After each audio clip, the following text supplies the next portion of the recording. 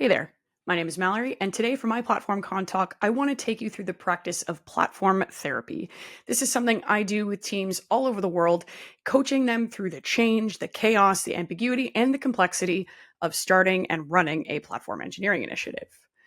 So, who am I? Well, like I said, I'm Mallory, and I am the principal platform advocate as well as director of customer success at Humanitech. But I am also one of the trainers and coaches from platformengineering.org. You'll see me around teaching the platform certifications. You'll also see me out and about doing talks and in the wild coaching people on how to basically do this great thing we call platform engineering. I jokingly call myself a platform therapist and have for the last few years, but honestly, as I go through this journey more and more, I think that title rings true, and it's why I want to talk to you about it today. So, by background, I'm a full stack developer, a firm believer in the PHP renaissance. You can always ask me about how I feel about the latest developments in PHP. I'm a cat and dog mom, and I have mad horse girl vibes. So, I live on a 50-acre farm in the middle of nowhere in Ontario, Canada, where I relate farming to platform engineering. So, just a quick side note, the picture is me and my one horse Fafita, who, if you've seen any of my LinkedIn content around platform engineering, you'll know he's the most famous horse in this industry. So, let's start with a story. And the story I want to tell you is kind of a common one, but I'll start by really introducing, this concept of what I do when I go and talk to teams. So, when I sit with teams, generally, I'm sitting in a room full of really intelligent people. And often they have built a platform already. Chances are it's technically incredibly robust. From the engineering perspective, it's actually a beautiful piece of art. It functions very well. But the problem they're having, and the reason I'm there, is because no one has adopted it. No one is using it. Maybe a couple teams, but they only use it for a few things, and it's not part of their day to day. What I end up going through here when I get into a scenario like this is this process of platform therapy. So, really trying to understand where they're at so we can get them to where they want to go. So, what is platform therapy? I think that's the best place to start. Realistically, it's a combination of change management, a bit of platform engineering best practice, and a whole lot of empathy. I can't stress that enough. So much of what I do is about being empathetic in the conversations we have around building these platforms. What's important to note is that most platforms fail not because of poor engineering or poor technical design, but it's because they were built in a vacuum without listening. And that is why this platform therapy practice is so important. So it is a blend of platform strategy, coaching, and just this high emotional intelligence and how you handle conversations. A lot of the techniques are borrowed from things like cognitive behavioral therapy, ADHD coaching, as well as change management best practice. I've been really lucky to learn a lot of these things and experience them myself over the years, and I'm able to bring it in to working with teams in a really interesting way. The other thing I think platform therapy really is a way of emphasizing meeting people where they are, not where you want them to be. Not just from my perspective in terms of how I come into an organization and talk to people, but how I train those organizations to do their own therapy themselves. It's really important. Meet people where they are, not where you think they should be or where you want them to be. So, there are 4 key platform therapy learnings that I want to give you today so you can take them home back to your own organization and make sure you're on the right track, or at least start asking yourself the tough questions. The first thing is that you shouldn't skip intake. So, just like a real therapist, you need a full picture. A platform team and its leadership must understand developer pain and organizational pain. If you skip this, you're missing the point. The other learning, number 2, is that you should mirror back, don't lecture. It's about using coaching style reflection. So, really putting the words back into your own phrasing, but turning the empathy on in the conversation. So, it could look like, it sounds like you feel stuck maintaining Snowflake infrastructure or something similar. It's active listening. The third learning I'm going to tell you about today is progress over perfection. And perfectionism is the thing that will kill adoption and motivation of teams so fast, it's not even funny. I see it happen all the time. People get stuck in a perfection loop, and we'll look at what that means. The fourth learning I want to give you, and I think the most important one, is that you need to treat culture as an architecture layer. The success of your platform depends on trust, psychological safety, and clarity. And if you don't make sure to integrate this into your strategy, things will fall apart. So let's start with number one. Don't skip intake. What's really important is that you diagnose what's going on before you prescribe a fix. So before building, you and your team need to ask what hurts. And this isn't just of developers, but it's also of all the other stakeholders that are adjacent to the platform inside of your organization. Most failed platforms stem from people making too many assumptions. It's not malicious. It's not that teams are sabotaging you. It's that you make too many assumptions and you don't ask questions and dig into the why. You don't dig into the symptoms to figure out what the root cause is and how you can make an impact. A common mistake often looks like we built golden paths, but no one walked on them. And that's because you neglected to understand what that golden path had to be to actually be useful and valuable to people. So great platforms on their own are based on actual pain points and actual value, not on what leadership wants or the assumptions a platform team makes. And I've put an anonymized quote from a very depressed platform lead at the bottom that I think is important. We jumped into building self-service pipelines before ever asking what's actually painful for developers. So even if you were a developer at some point in your life and you're now coming back as a platform engineer later, don't assume that the pain points you experienced are what your team does now, because things look very different and perspective and perception is 90% of the game.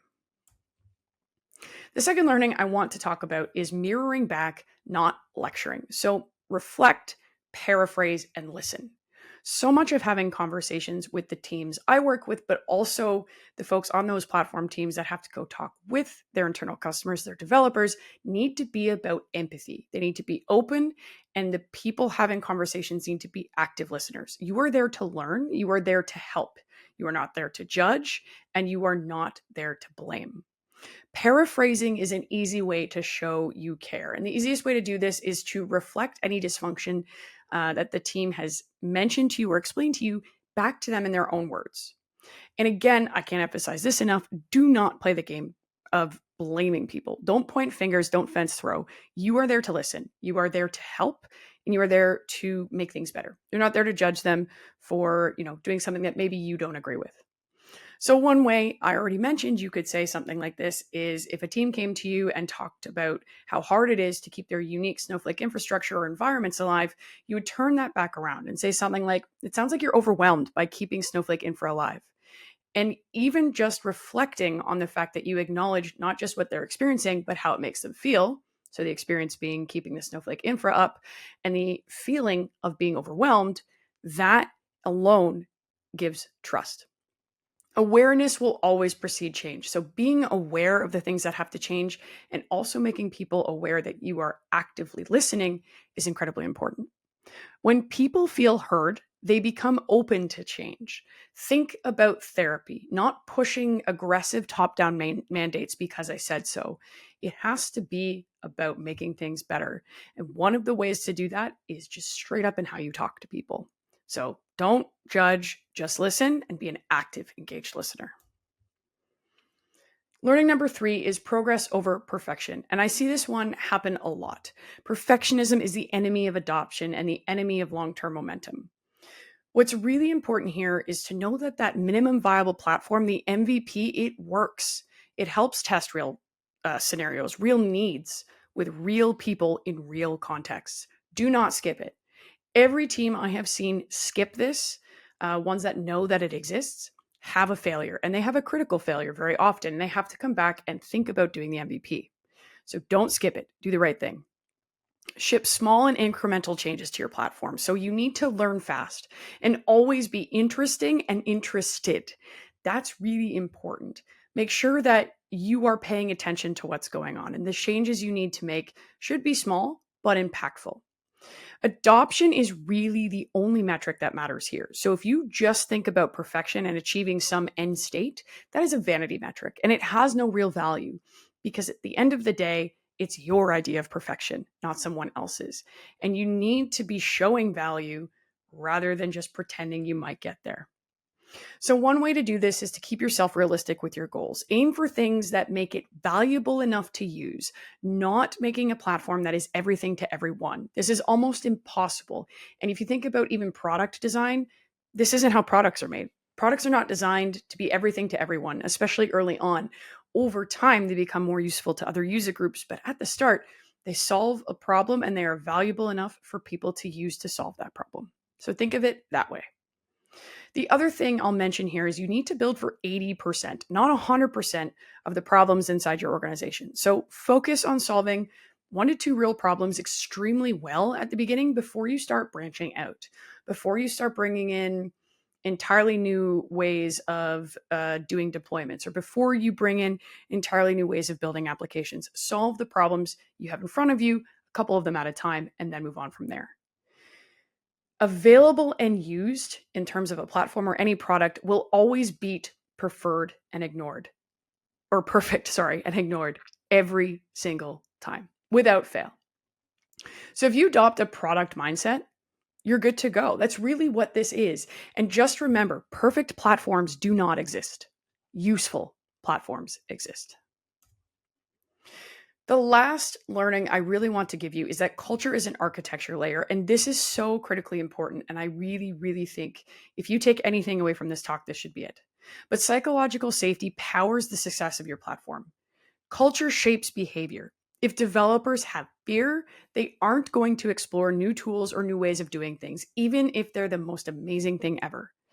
Teams are not going to tell you your platform sucks unless they feel safe to do so, and unless the culture is built around feedback and built around being honest. Adoption itself is a cultural practice. It's not just technical. And a lot of this comes down to this idea of collaboration, not dictation. So co-design things with developers, get feedback, and build that shared ownership. Cultural onboarding in itself is just as critical as technical enablement. And a lot of this comes down to ownership, but also making sure that people feel involved in the process. Think of it this way. Tech stacks will always evolve, but the culture you have persists. And if the underlying culture you have is bad, the next iteration of your platform is not going to be any better than your first. You're still going to have the same problems. Adoption grows when teams are able to feel ownership and have trust, not just in the platform, but in the culture around it. So think about culture as infrastructure. Do not build platforms on unstable foundations, whether technically or culturally. And my last final thing for you to take away is that you don't fix broken platforms with more technology. You fix them by listening. I've seen this thousands of times now, or at least hundreds of times. And case by case, this happens to be the thing. The smallest amount of listening can correct the biggest problems.